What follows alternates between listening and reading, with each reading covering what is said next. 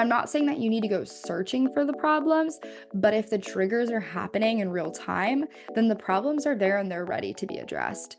They're begging to be addressed. So can you allow yourself the permission to go there? To face these feelings, because I'm telling you, the dissonance between you and you is costing you so much energy. It's costing you your quality of life. And if you can bring these parts of yourself into alignment, if you can heal your inner child, if you can tame your ego, if you can allow your higher self to lead you with trust and love, and all of these pieces work together so beautifully, when that happens, the unity is really a beautiful thing.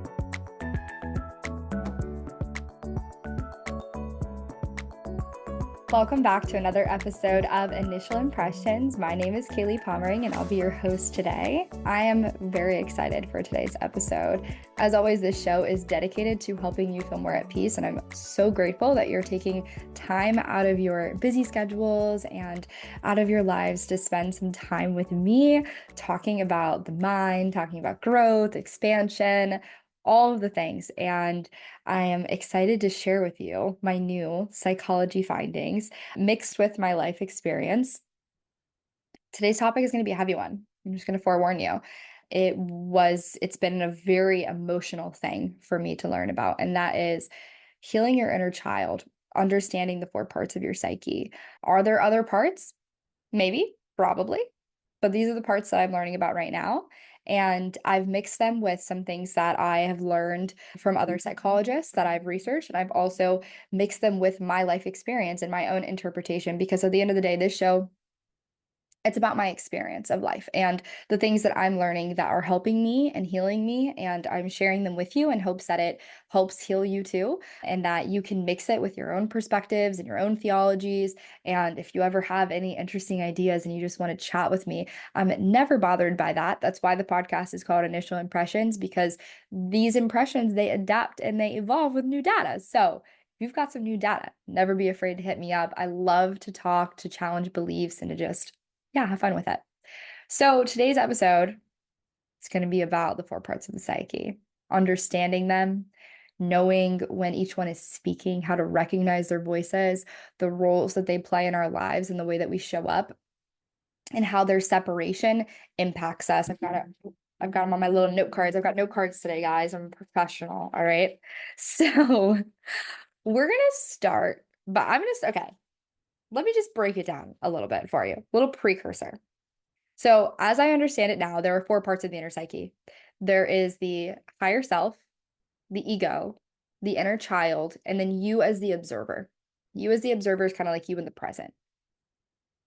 They all, when working together and are unified, that's like the soul feels like, we're all working together. Things are amazing. Like we're all being the most efficient versions of ourselves in like a beautiful way. And, they each serve a different purpose in our lives, and combined and on the same page. I mean, it's very powerful. It's very fulfilling. It's very liberating. You have more energy. You have more emotional capacity. You feel whole. You feel self-sufficient. You don't feel in a rush, but you feel at ease and flow. You feel confident. I mean, it's a wonderful state to be in. I know, because I realized I was not when I learned about these things. And within literally a couple months, I was able to really piece this together. And I'm going to explain more about my experience after I explain like what the hell I'm even talking about, because otherwise I feel like it's going to be a little confusing. So I did a lot of this work with my coach, which is how I was able to achieve these results. And it's been a wonderful process learning about these things. I'm so excited to share them with you. So I'm going to break down what each one of these parts of you are, what they sound like, and the role that they play.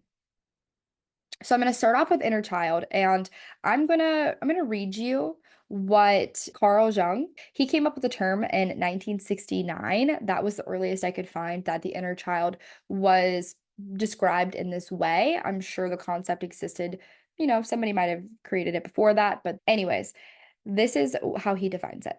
The inner child reflects the child we once were in both his or her negative and positive aspects. Both our unmet needs and suppressed childhood emotions, as well as our childlike innocence, creativity, and joy are still waiting within us. So your inner child, that's literally you as a kid. That's you as a kid. And I believe that everyone has an inner child because I don't think that anyone went through life without experiencing any type of discomfort or trauma. I think that everyone has kind of gone through something. Everyone's experienced something hard, and that might look different for all of us. I'm personally not one to say like, "Oh, like I went through worse." Like I don't really subscribe to that. Like everyone's pain tolerance is different also, and we all go through different things. And like, who am I to say that my hard was harder than your hard, right? So let's say you went through something traumatic and you weren't given the resources to know how to process that emotion. So a part of you gets fragmented, gets stuck in that negative emotion without the resources to know what to do about it, how to transmute it, how to come to its own solutions, to feel better. And this can happen a lot of ways, whether that is from your parents just not really teaching you how to emotionally regulate, or maybe even going as far as to give you traumatic beliefs that are really painful for you to believe about yourself, things that you were taught like that was who you are, even if it wasn't. So lots of things can happen. And so here are 5 inner child wounds that I guess you could say are the most common. Maybe there are other ones as well, but rejection, abandonment, humiliation, betrayal, injustice. So these are the common ones. And these can show up in a lot of different ways in your life. But I would say the way I've noticed it the most is when a situation happens and I get triggered or really emotional. When it's like really emotionally stimulating and a strong negative emotion comes, I know that I have some kind of unresolved thing there. Something's not quite right because sometimes I'll go through a very challenging circumstance or someone will say something mean to me and it won't faze me at all. So, what exactly is causing it to bother me this specific time? That's not to say that what you're going through is invalid or that it's unreasonable for you to be upset in the present moment, but what's up with the intensity of it? If you can hear me out. I'm not saying it's bad that you're feeling bad about something that's happening right now, but if it's hitting you like a ton of bricks, why is that? Because it's probably not just because of this particular situation. It's probably dating a little further back. Another definition for the inner child would be a part of your subconscious that was picking up messages and patterns before it was able to fully process what was going on emotionally and mentally. So, if you were being told, how to believe, how to act, your subconscious forms these patterns of processing things a specific way. Now, if it wasn't the best way to process it, and you're still holding on to these processes because you've never really gone back to teach your inner child how it should be done now, that's what causes that kind of like automatic, triggered, like that response that maybe you don't even like, maybe that you don't feel like is the best way to react to these things, or that's just overwhelming. Maybe you just don't like the way it feels. Maybe you're just tired of getting such an overwhelming response from something that you can't control in your life, because you can't control the external world, but you can control the internal one. So if I can't make these people speak to me nicely, then I would love to find a way to not care so much when they don't. I'm going to give you a roundabout example for how an inner child sort of thing could happen. So let's say you're in school and you're studying all these different topics: history, English, whatever. Okay. And let's say all of your teachers are really, really good, except for one. One of your teachers doesn't know what they're doing.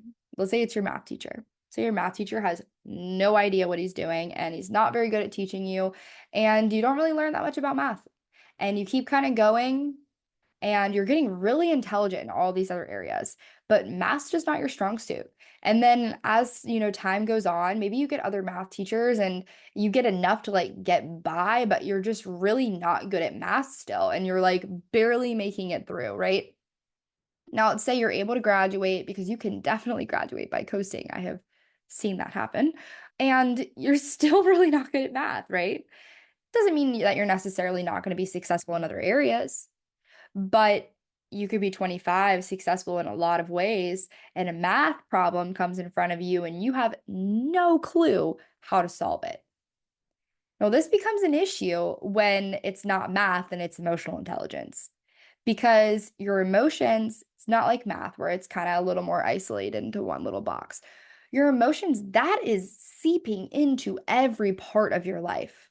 So if you have a lack of emotional intelligence, that's nothing to feel bad for. It's nothing to feel guilty for in any way. Most of us were not taught like jack shit about emotions, okay? Like there's not a class in it in school. If somebody has a school and they're teaching emotional intelligence in a class, like that is a dream. I hope to be a part of facilitating that in the future. Hopefully it exists somewhere.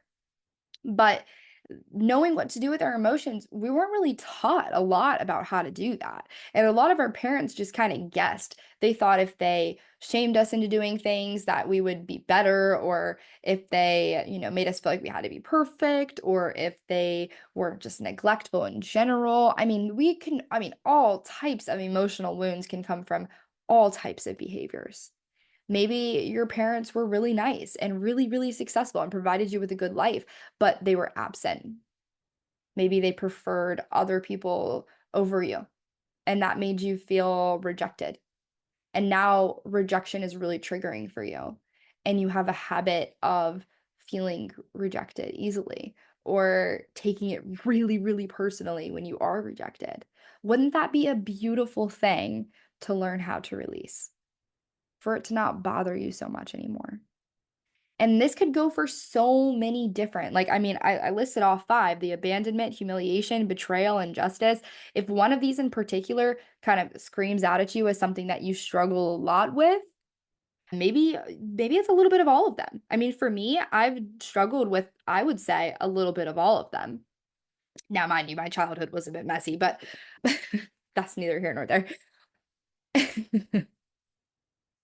God, this has been a journey for me. I swear, going into these, it is hard, but I promise you, it is worth the work of facing these uncomfortable emotions. The weight off my shoulders, guys, phenomenal.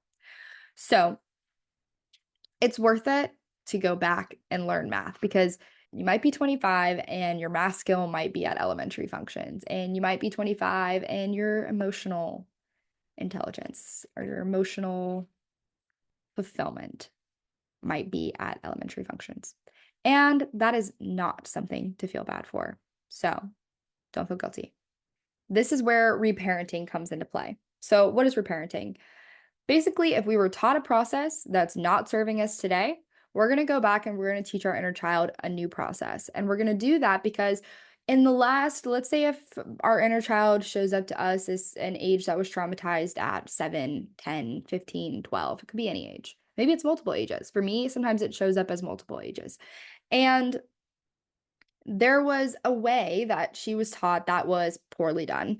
Maybe I wasn't taught how to give myself approval or how to meet my own emotional needs. Okay, well, what does that look like now? With my elevated awareness as an almost 25-year-old, how would I explain to a kid now how to regulate their emotions? What would I say to her? What would I say to her when she's wanting the approval of someone else? How would I encourage her? How would I comfort her? Can you begin facilitating these conversations with yourself to where you can, okay, where is this humiliation coming from? What need is not being met here? Now, I'm speaking of it a little vaguely because until I get into the other parts of you, it's a little harder to get into this. So I will say this though, your triggers are going to be very revealing for you, or your emotional like pain points.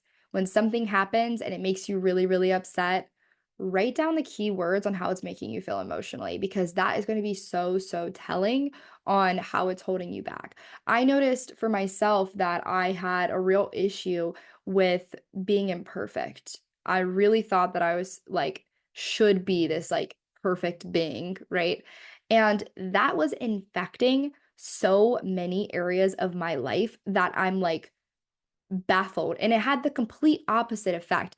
I was having a harder time, working on my problems because I didn't want to face them, because by facing them, it was making me more imperfect. And the emotional judgment that I carried towards myself for not being perfect. And I mean, some of the most trivial ways I was really tearing myself up about. And it would happen so quick, so fast.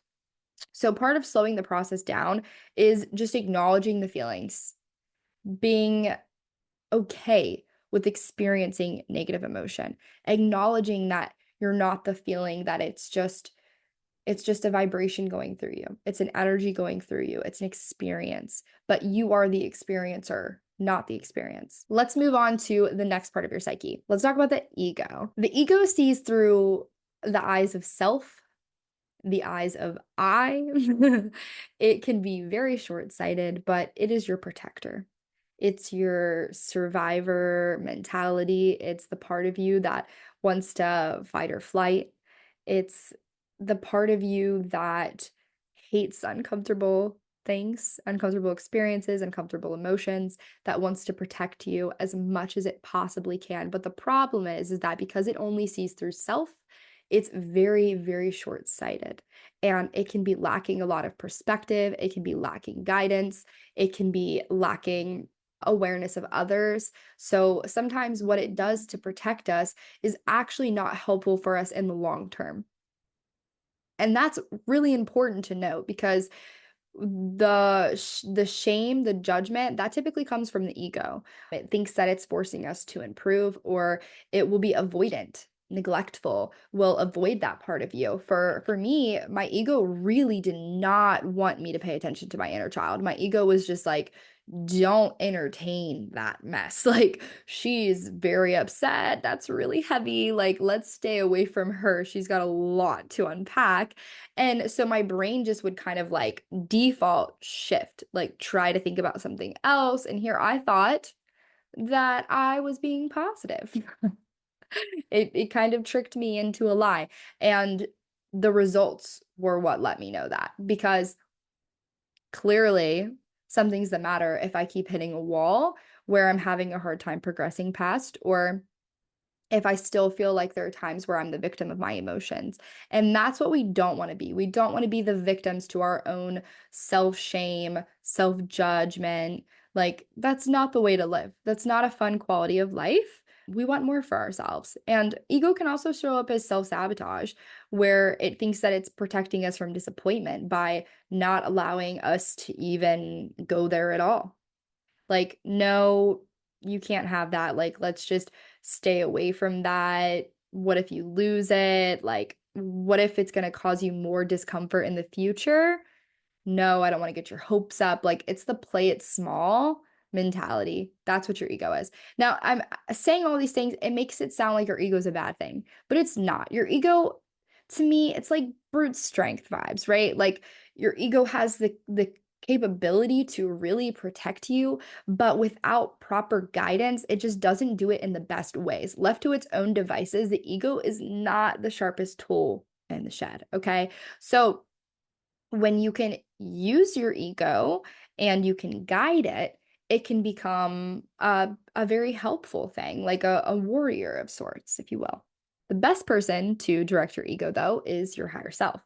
So if there's your inner child, there's the ego, there's you as the observer watching it all play, and then there's your higher self. The hard part, though, about dealing with an untamed ego is that it always wants to be right. And the higher self, she doesn't care about being right. She knows she's right. So she's quiet. She is patient. She's not in a rush. But your ego, it doesn't really have that philosophy, okay? Your ego is going to be loud. It's going to be a little obnoxious sometimes, and it's going to make it kind of hard for you to hear your higher self. And that's where you have to learn how to tame the ego, to tame the judgment, to tame the shame, so you can hear the elevated truth. If it's harder for you to imagine a higher self, then think of like the next level version of you, the mature you, the part of you that is goodness and love and connected to God or your higher power or infinite intelligence, whatever it is that you believe in. And so if you want to be able to hear that voice of truth and reasoning and love, then we got to learn how to tame the ego. So I wrote down a couple statements that I can say to myself sometimes to help me to calm my ego down when it's being particularly judgmental or shameful. So let's say if my ego is being loud and noisy, then sometimes I'll say, I'm safe to experience these emotions. I'm not in danger, but thank you for trying to protect me. I know you want me to improve, but I don't need shame or judgment to do that. I am not this feeling, I'm the experiencer of it. So these are just some statements that I say to myself when the ego is getting a little loud. So let's say to show you in real time how this might play out. Situation happens.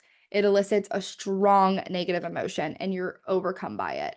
You start to think about that emotion and your ego says, no, avoid that, go do XYZ instead, deflect. Maybe it says blame it on them. Maybe it could say a plethora of things, anything to get you to avoid feeling the gravity of that negative emotion. And what you really need to do right now is allow yourself to feel it, to transmute the energy so you can figure out what it needs from you. So that's when these statements can become helpful. When the ego is going crazy and you really just want to see what's up, you want to see what's going on emotionally, and you're so tempted to run from it, these are the things that I say. Sometimes even my coach one time, he was like, because, I was kind of meditating while we were doing this, walking through this process, which is just such a beautiful process. And I'm so excited that I've learned this and I'm continuing to learn more about it so I can facilitate this process for the people that I coach. But I remember this strong negative emotion came up and I just was like, I feel super afraid right now of this feeling. Like, I feel super afraid of it. It's really hard for me to let myself feel it. And he was like, okay, open your eyes, look around. Are you in danger? And I was like, no, I'm not in danger. And then it kind of just clicked. And I was like, wow, I'm perfectly safe right now. It's just a feeling.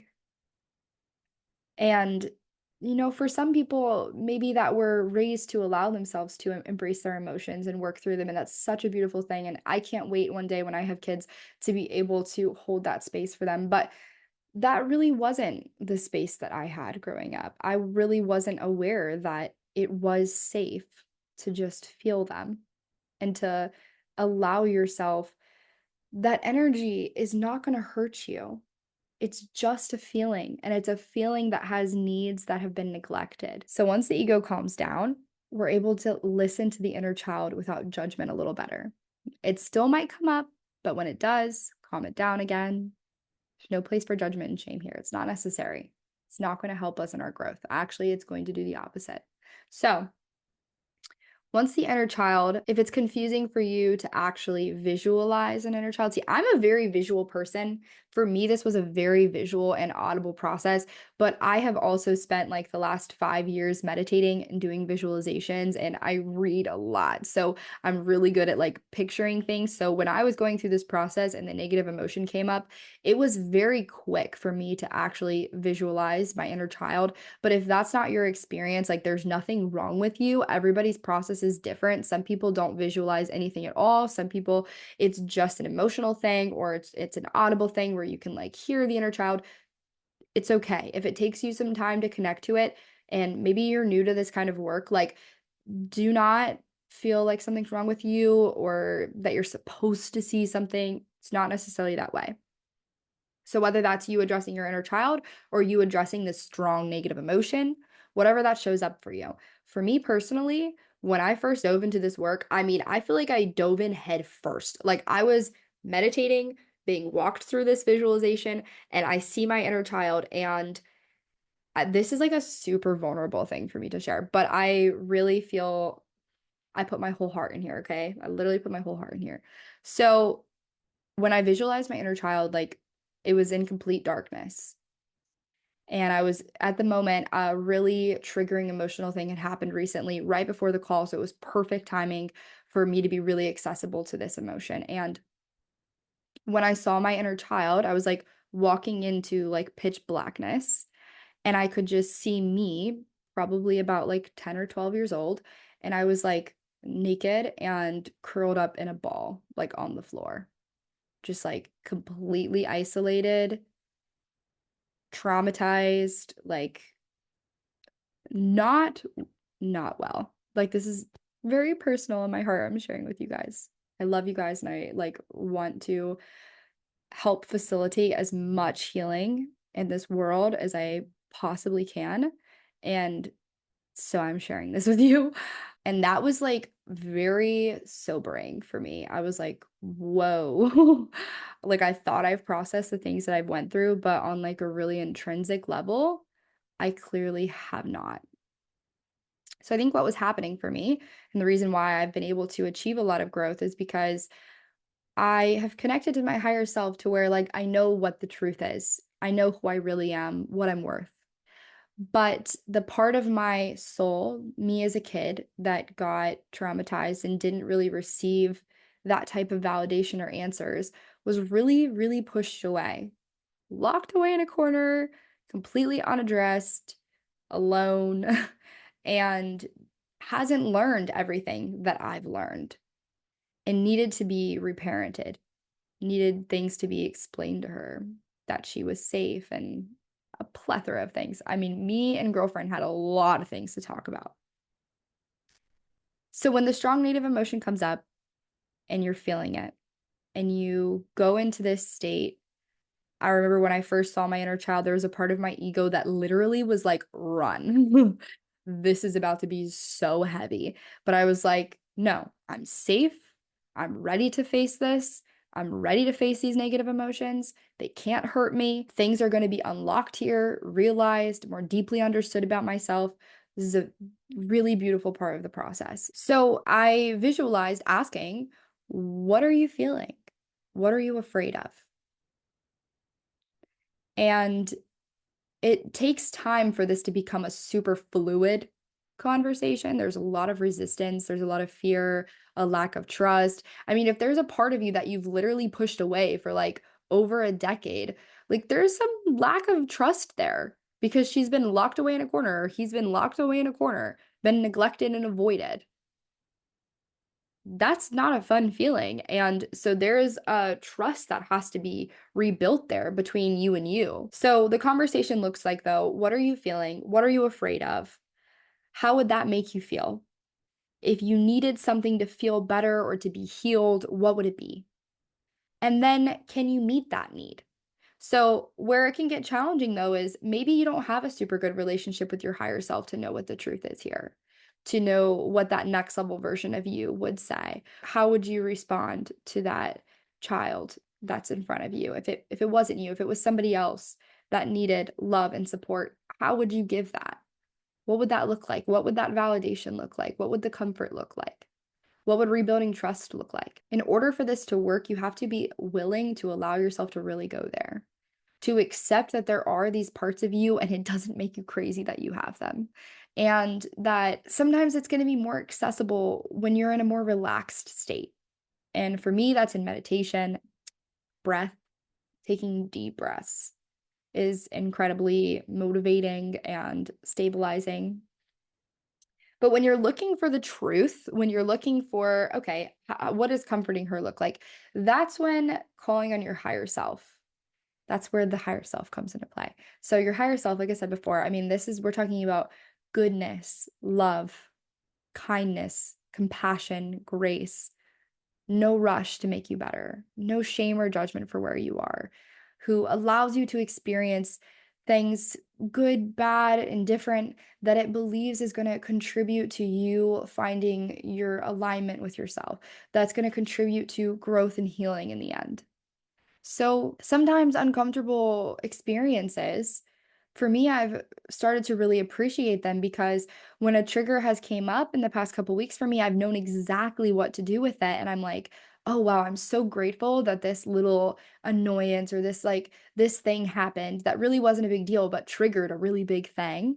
I'm so glad it happened because I was able to really get to the root of this time. I finally understood what the process would look like to get to the root of it. And so sometimes in these moments it can be helpful to ask your higher self what wisdom she has to share with you, what truth would be helpful to know. What does she think my inner child needs to know right now? Asking if your higher self is here with you. If that's harder for you to connect to, like I said, there's other verbiage. It doesn't have to be higher self. If it's easier for you to think of this, more mature version of you or an elevated version of you, or maybe even for you to look at your higher self as God itself. Not to say that like you are God, but like if you believe in God, maybe for you, that's like what that is. To me, it's like my higher self is the part of me that's connected to God, that's connected to infinite intelligence of all of humanity's beautiful brains and all of our higher selves all connected together. I don't know what happened to my light. Oh, I think it died. Brief intermission. I had to switch out my lights because the one died, but that's okay. But yeah, I look at it as my higher self is the part of me that's connected to God and knows the truth and knows that I'm worthy and that I'm good enough and knows all of these beautiful truths about ourselves. And so when you're struggling to know what to say, sometimes it's helpful to call on your higher self and say, okay, what is the truth here? Maybe it looks like this. Maybe it looks like a negative emotion, your ego telling you to run, you telling your ego to chill out. Then your inner child, you asking it, what's wrong? What do you need? Maybe it says, no, I don't feel like I'm worthy. I'm not worthy. And then maybe your higher self, you ask her, okay, well, what is the truth here? And your higher self says, you are worthy. And whoever told you that was never qualified to say that. And it's just allowing yourself to continue having these conversations until your inner child goes, for me, curled up in a ball naked on the floor. So sad. To sitting up and just like listening, and then being standing and being skeptical, and then holding my hand, and then trusting me completely. And then it felt like at some point everything snapped together and I didn't really feel so separate anymore. And it felt like all the parts of me were finally working together. And truthfully, I hit that like epiphany this week. So I've been feeling pretty incredible since that. So I'm very, very grateful. I feel like I can feel as the whole process goes, and I'm sure things will happen and I'll still have to work through triggering emotions. It's not like you do it once and it's just over with forever. But streamlining this process so you know what to do when the triggers come up and kind of backdating, right? Like there's some shit that we went through as kids that needs to be addressed. And I'm not saying that you need to go searching for the problems, but if the triggers are happening in real time, then the problems are there and they're ready to be addressed. They're begging to be addressed. That's why it gets so loud sometimes when these negative things happen. So can you allow yourself the permission to go there, to face these feelings because I'm telling you, the dissonance between you and you is costing you so much energy. It's costing you your quality of life. It's costing you a lot. And if you can bring these parts of yourself into alignment, if you can heal your inner child, if you can tame your ego, if you can allow your higher self to lead you with trust and love, and all of these pieces work together so beautifully, and you, as the observer, your job is to help facilitate all of this happening. When that happens, the unity is really a beautiful thing. And I know that this can be a lot. It can be really heavy, challenging. I mean, this is probably going to be one of the most vulnerable podcasts I've shared, honestly, because yeah, it was for me like to finish the rest of my visualization. So I described how my inner child was. And then, which by the end, she was wearing like a flowy chiffon dress, like, period. And then, which I think must, because your inner child too is not just the pain. Now that I've worked through some of her pain, I'm starting to find some of her pleasures again, like the things that really brought her a lot of joy. And it indicates some stuff that I want to make sure I incorporate into my life today, and the creativity and the expression and the poetry and the flow and the beauty. And I loved all those things growing up, and I loved just all of that. So it's helping to remind me of those other passions and bringing them back into my life today because they did bring me joy. And then my ego, I visualized it as like a warrior, as a protector with like armor on, literally just me, but like armored up. Beautiful sight. And then my higher self looked kind of like ethereal, glowing, radiant, relaxed, free, beautiful clothes that were just flowy and yeah, beautiful things. And for all of us, I think these things are going to look different. And like I said, maybe for you, you won't get visuals. I'm just a visually oriented person, I think. So I hope this stuff was helpful. It's tempting for me to want to keep these things private because I know that maybe not everyone will understand exactly what I'm saying or be at a place where they're ready to understand. But I'm just going to be vulnerable. I'm just going to be vulnerable. So this has been my experience. and it has literally changed my life. And I feel infinitely lighter and aligned and brave and happy and fulfilled, and like I'm exactly at the right place at the right time. And I want everyone in the world to feel like that with all my heart. And so that's why I'm sharing this with you. So I hope it was helpful, and I hope that you enjoyed spending some time with me today, and that you can set aside some time to dig a little deeper into these emotions. And if you're having a hard time doing it by yourself, I'm so glad that I hired a coach to help me learn how to do these things, because I absolutely love doing this work with my clients now. Bringing this into my coaching sessions has brought me so much joy to see it unlock things in the people that I'm working with. And if you think you could benefit from this kind of work, if maybe you spend a lot of your time feeling chaotic or emotionally triggered, or like you're constantly like in an internal discourse with yourself and you don't really know what's next for you and you feel a lot of shame and judgment. I mean, this can look like a lot of things. If you're struggling with feeling a little bit all over the place, kind of confused by your own self, I understand you. There's nothing wrong with you. There's just a little part of you that needs some extra love. And if you think that it would be helpful for you to do it alongside a coach that can help walk you through these processes, that has learned about these things, and can help you kind of bridge the gaps when those walls come up, to find a point of entry where you can really face these things and allow yourself to go there, I would absolutely love and be honored to facilitate you in doing that kind of work. So if that's something that interests you, I will put my website in the podcast description, so you could click the link there and you could fill out the little form. I have a little form on there if you want to work with me, and we can get on the phone and just talk for a bit. Just talk and see if we're compatible. It's no pressure.